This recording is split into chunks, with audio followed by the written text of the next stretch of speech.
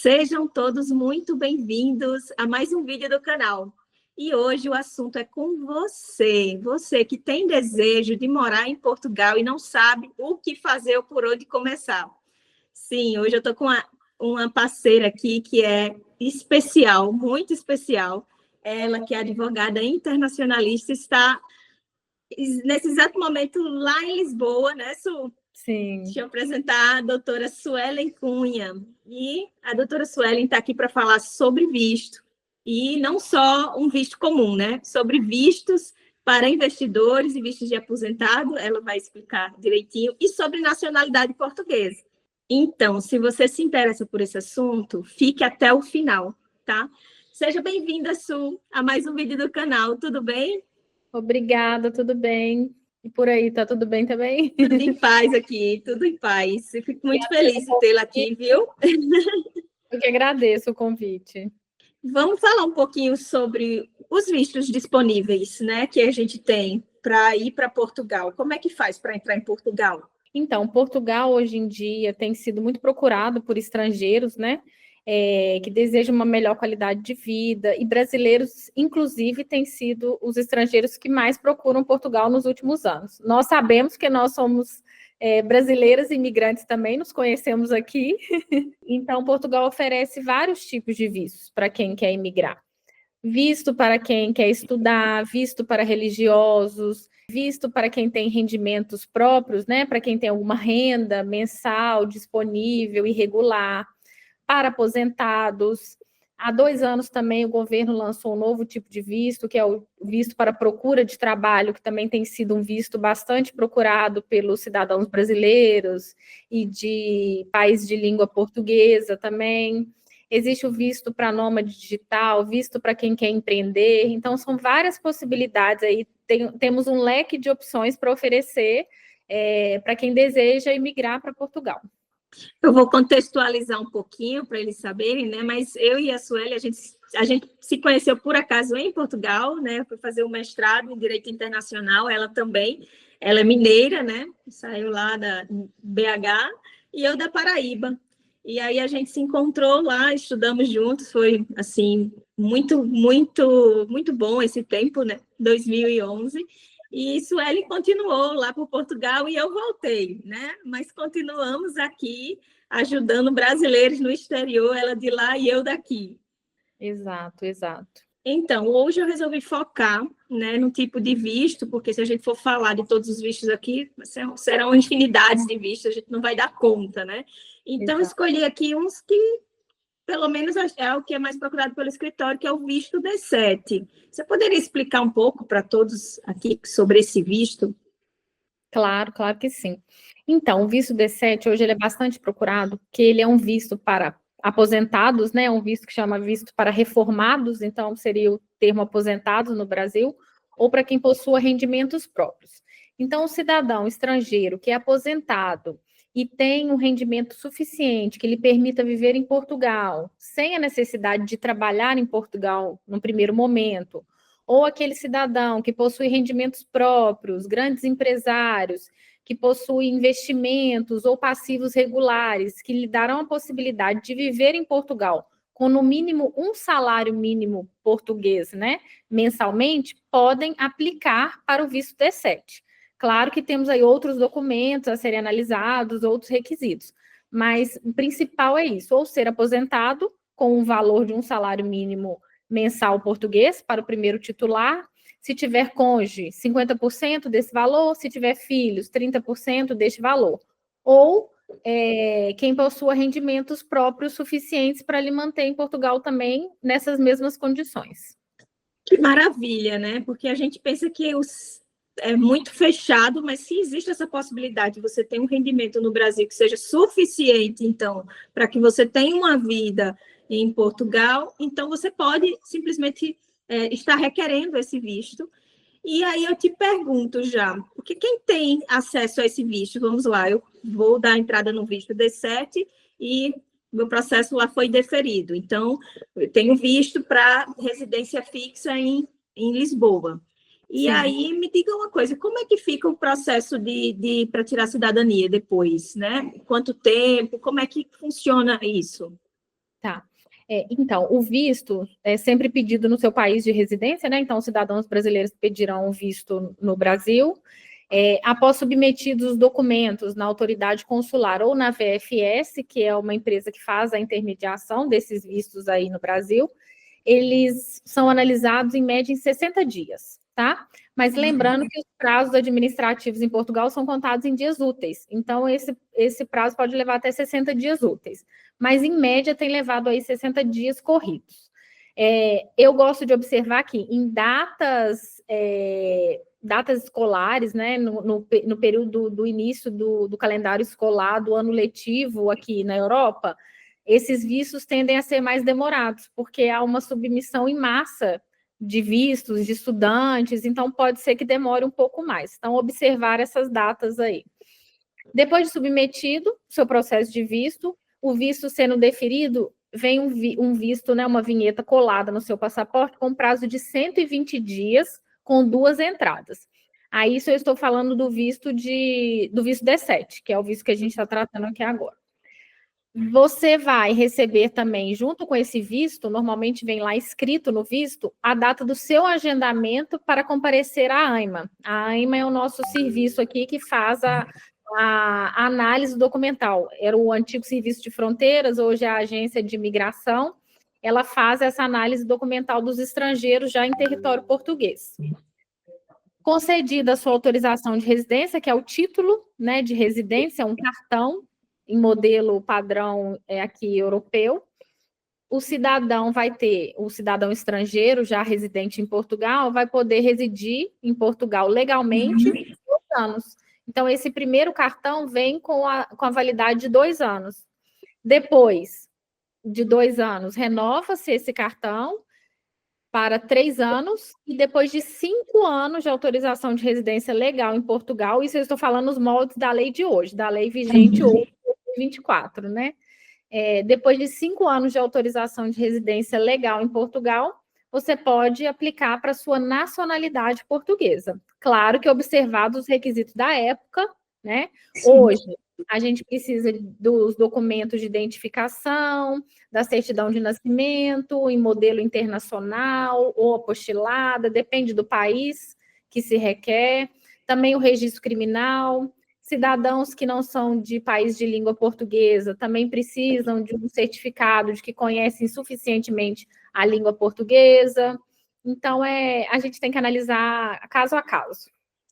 São muitos requisitos e, como você falou, vai depender também do tempo, né, que for requerido, porque pode ser que as regras, elas mudem, não é isso? Sempre mudam. Vamos falar um pouquinho em caso de recusa de visto. Tem formas de recorrer? Se alguém tentou e não conseguiu, como é que funciona? Tá. É possível reaplicar? Sim, o que acontece? Normalmente, né, os nossos clientes são muito bem instruídos, então nós tentamos submeter com o máximo de documentação possível, fazemos um dossiê para os clientes, né, Gil, para poder ter ele organizado. O que acontece? Às vezes pedem documentação complementar. Então, nós fazemos a complementação desses documentos para que o visto não seja indeferido, tá? Pode acontecer de vir uma proposta de indeferimento, mas também por falta de algum documento, e aí a autoridade consular nos dá a possibilidade de juntar documentos aí no prazo de 10 dias úteis, por exemplo. Juntados esses documentos, o visto vai ser aprovado, né? Vai seguir seus trâmites normais. O que acontece é que, às vezes, os clientes já nos procuram quando esse prazo já passou ou que o processo retornou, né? E aí vai depender do porquê que o visto foi indeferido, porque às vezes realmente o cliente não reúne as condições necessárias para aquele tipo de visto que ele submeteu. E aí o visto foi indeferido, não tem como reaplicar para aquele tipo de visto. Agora, se foi só por falta de documento ou por outro requisito que possa ser suprido, aí sim a gente consegue reaplicar. Então, Su, o visto D7, pelo que eu entendi, é perfeito para aposentados, pensionistas e para pessoas que têm recebimento, né, de valores ali de investimento, aluguel ou alguma renda que possa comprovar que consiga viver, né, em Portugal. E me diga uma coisa, é preciso o quê? Quais são, assim, os requisitos mínimos? Eu pergunto isso porque quando a gente foi, né, para ir por exemplo, tinha um requisito de ter, não era plano de saúde, né? Aqui a gente tinha que dar entrada no PB4, né? Que é a questão de saúde. Aí, nesse caso desse visto, também é necessário? Sim, sim. Alguns requisitos que eu já expliquei, que é o valor do salário mínimo português. A pessoa tem que apresentar o seu registro criminal do país de origem, né? Porque não pode ter pena, não pode ter associação com terrorismo e outras questões internacionais. O PB4, sim, é necessário, mas também pode ser apresentado um seguro viagem. A gente recomenda o PB4 porque o PB4 é gratuito, né? E é um acordo internacional que existe. Então, a gente recomenda o PB4, sim. Uma conta bancária aberta com o IBAN português para transferência de valores de 12 salários mínimos para essa conta. Fora isso, o preenchimento correto de todos os formulários, autorização para a VFS tratar do seu processo de visto. Se for fazer um visto também de acompanhamento familiar, de cônjuge, filhos, nós precisamos de apresentar também o documento dessas pessoas, né, para mostrar a relação familiar. Então, a certidão de nascimento dos filhos, a certidão de casamento com o cônjuge e outros que a gente vai analisando caso a caso. Excelente, excelente. Já esclarecido sobre o visto D7, vamos falar um pouquinho sobre nacionalidade? Como é que tem sido os processos aí que você tem acompanhado? Conta um pouquinho para a gente. Sim. O que tem acontecido agora é que as conservatórias estão muito demoradas, né, para análise dos processos de nacionalidade portuguesa. Por quê? O número de imigrantes tem crescido, o número de descendentes que hoje sabem da sua origem, né, da sua ancestralidade também tem aumentado. Eu acho que depois da pandemia também as pessoas começaram ali, aquelas pessoas que deixavam os projetos, eu vou deixar isso para depois, começaram a se empenhar mais a colocar os projetos em prática, né? Então, a conservatória recebeu muitos processos, milhares de processos de nacionalidade nos últimos anos, e os prazos estão cada vez mais demorados, tá? Agora, outubro de 2024, mudou-se a plataforma de acesso aos processos de nacionalidade. Parece que essa nova plataforma vai auxiliar até mesmo aos funcionários para que os processos tenham uma tramitação mais rápida, mas a gente não sabe como é que isso vai ser. A gente deseja que seja para melhor, né? Que todas as mudanças sejam para melhor. Mas os processos de nacionalidade para nós, advogados, e para os solicitadores, desde dezembro de 2023, são protocolados online. Então, a gente tem essa possibilidade de não ter mais que as conservatórias entregar os processos de nacionalidade, né? Excelente, excelente, já facilita, né? Exato. E nós trabalhamos com todo tipo de processo de nacionalidade para netos, cônjuges, filhos, por quem tem tempo de residência legal em Portugal, 5 anos, para conservação da nacionalidade também, das ex-colônias, né, como Angola, Cabo Verde. Então, todos esses processos são tratados aqui no escritório também. Muito bom, muito bom. Eu fico muito feliz em te receber aqui, né?